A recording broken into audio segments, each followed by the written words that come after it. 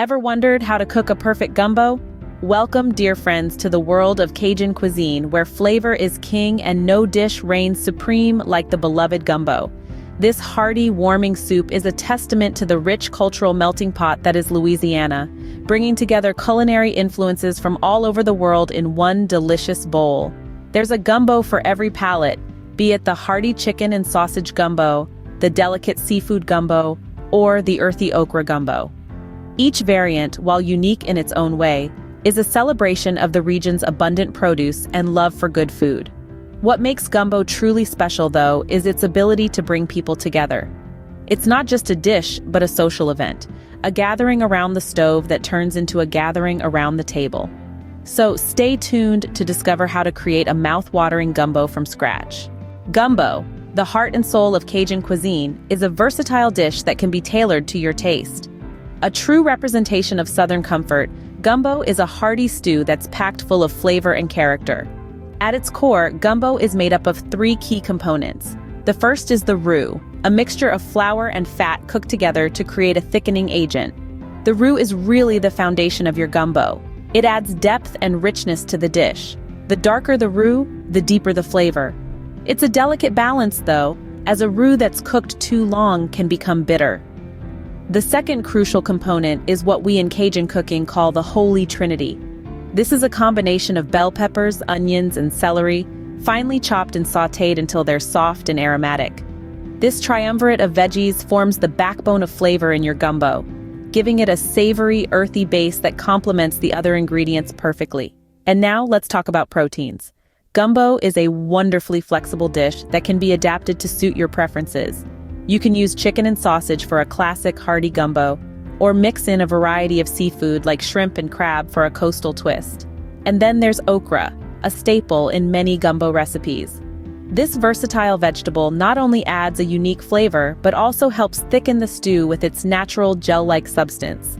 And let's not forget about the spices. A good gumbo is all about balance, and the right blend of spices can make all the difference. Traditional gumbo recipes often include a mix of paprika, cayenne pepper, garlic powder, and thyme. But feel free to experiment with your own blend to create a flavor profile that's uniquely yours. Now, ready to dive into the cooking process? Buckle up. This culinary journey is about to get exciting. The roux, a simple blend of flour and fat, is where our gumbo journey begins. Now, the roux might seem like a humble start, but don't be fooled, folks. This little concoction is the soul of our gumbo, the base that ties all the flavors together. And making it? Well, that's an art in itself. We'll start with equal parts flour and fat. The fat can be butter or oil, but for a truly authentic Cajun gumbo, we'll use oil. It stands up better to the high heat we're about to apply. Pour your oil into a heavy-bottom pot, then sprinkle in the flour. Stir them together until they're fully combined, and you've got yourself a blonde roux. But we're not stopping there, no siree.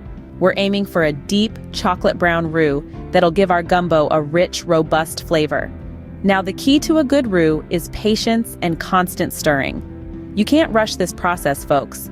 Turn your heat to medium and keep stirring. It might take a while, but as the roux slowly darkens, the flavor deepens and intensifies. And while we're stirring, let's talk about the color. As I said, we're aiming for a chocolate brown. Not milk chocolate, mind you, but more like a dark chocolate. That's when you know your roux is ready. One important note here: don't stop stirring. I mean it. If you leave your roux unattended, it can burn, and there's no saving a burnt roux. You'd have to start all over again. So keep stirring, keep watching, and keep enjoying the rich, nutty aroma that fills your kitchen. This is the heart of Cajun cooking, my friends. This is where the magic happens. Finally, after a good 20 to 30 minutes of stirring, you'll have it. A dark, velvety roux that's ready to take your gumbo to the next level. With our roux ready, let's move on to the next step. Up next, we add color and flavor with the Holy Trinity and proteins.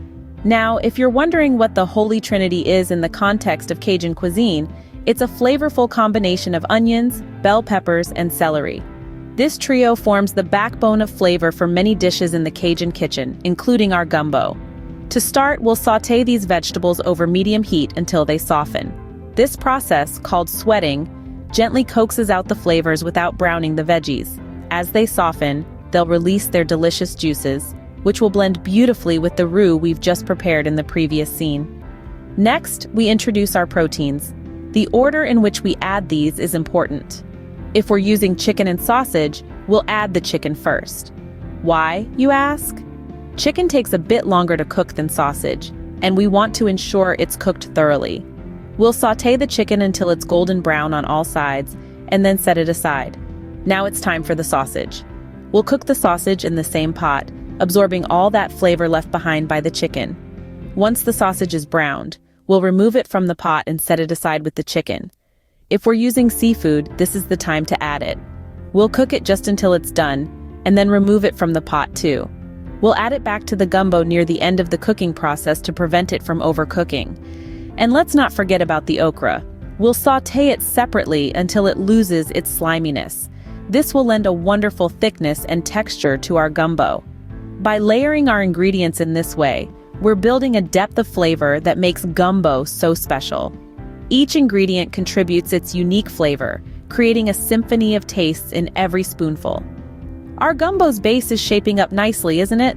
With our holy trinity and proteins prepared, we're ready to move on to the next step, simmering and seasoning. But that's a story for our next scene. Patience is key in this next step, simmering and seasoning. Now that our roux is ready, our holy trinity is sautéed, and our proteins are browned, it's time to bring them all together with the addition of broth. The broth is the pool in which all these flavors will swim and intertwine, creating that distinctive gumbo taste. You can use chicken broth, vegetable broth, or seafood broth depending on the proteins you've chosen for your gumbo.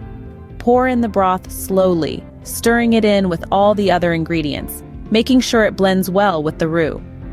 Once the broth is in, it's time for the slow dance of simmering. This is where you'll need to exercise some patience.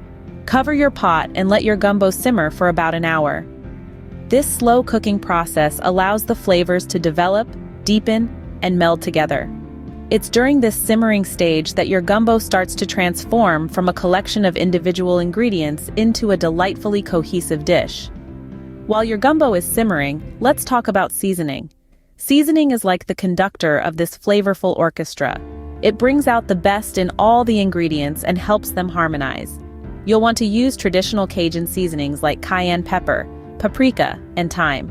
But remember, seasoning is a personal thing. It's all about striking that perfect balance that suits your palate. So don't be shy about tasting your gumbo as it simmers and adjusting the seasoning to your liking. After about an hour of simmering, add in your okra. This quirky little vegetable is a traditional gumbo ingredient and it serves a dual purpose. Not only does it add a unique flavor and texture to the gumbo, but its natural gumminess also helps thicken the stew. And there you have it. We're in the home stretch of our gumbo journey.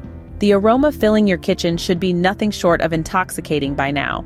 Your patience is soon to be rewarded with a mouth-watering, soul-warming bowl of gumbo. Our gumbo is almost ready. Can you smell the magic? It's time for the finishing touches to our delicious gumbo.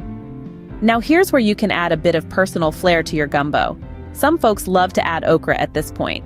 Okra not only gives an extra layer of flavor, but also lends a beautiful, velvety texture to the gumbo. If you're an okra fan, go ahead and toss it in. But remember, always add it toward the end of the cooking process to preserve its fresh, green color and crisp texture. For those who want to keep it traditional, you might consider adding some file powder. This unique Cajun spice, made from ground sassafras leaves, is often used to thicken and flavor gumbos. It's got a distinct earthy flavor that's hard to replicate with any other spice. But be cautious, a little goes a long way. You can either stir it into the gumbo or serve it on the side for folks to add to their own liking. Now the most crucial step in any recipe, the final taste test. This is your chance to adjust the seasoning to your palate. Maybe it needs a little more salt, perhaps a pinch more cayenne for those who like it hot, or a splash more of that hot sauce. Remember, cooking is an art, not a science. So trust your taste buds, they know what they like. And there you have it. Your gumbo is ready for the final simmer. Let it bubble away gently on the stove, allowing all those beautiful flavors to meld together. Just be sure to stir occasionally to prevent anything from sticking to the bottom. With these final touches, your gumbo will be a symphony of flavors, a true testament to the rich and vibrant Cajun cuisine. Each spoonful promises a burst of flavor, a delightful dance of textures, and a heartwarming comfort that only a homemade gumbo can provide. Voila! That's how you make a perfect gumbo. Now, how about serving your gumbo like a true Cajun? You've put in the hard work, and now it's time to reap the rewards. But the journey isn't over yet. Yes, we've stirred, simmered, and seasoned. But now we get to the heart of it all, the plating.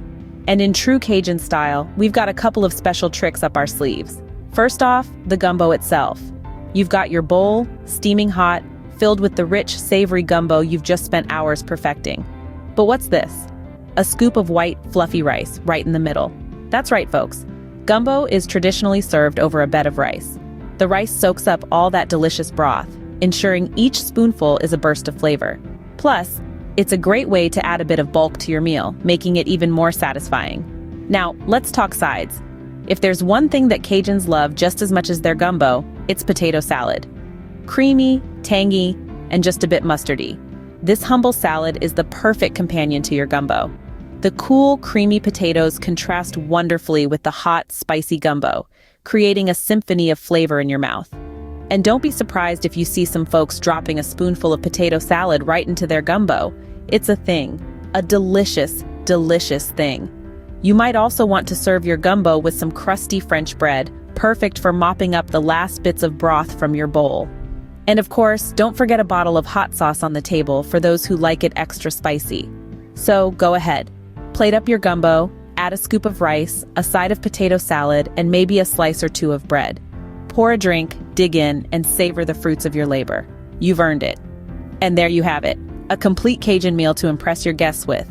Scene script. Congratulations! You've just learned how to cook a perfect gumbo. Isn't it amazing how simple ingredients can come together to create something so flavorful and rich?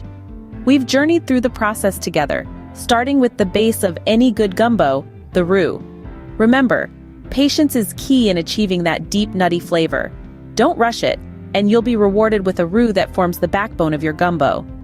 Next, we introduce the Holy Trinity: bell peppers, onions, and celery. These three ingredients provide a crunchy contrast to the smooth roux and infuse the gumbo with that classic Cajun taste. Then, we added in our proteins. Whether you chose chicken and sausage, seafood, or even a vegetarian twist, it's all about layering flavors and textures to create a dish that's uniquely yours. We allowed our gumbo to simmer gently, letting all the ingredients mingle and marry. Remember, the longer you let it simmer, the better it gets. Next, we finished it up with some seasoning.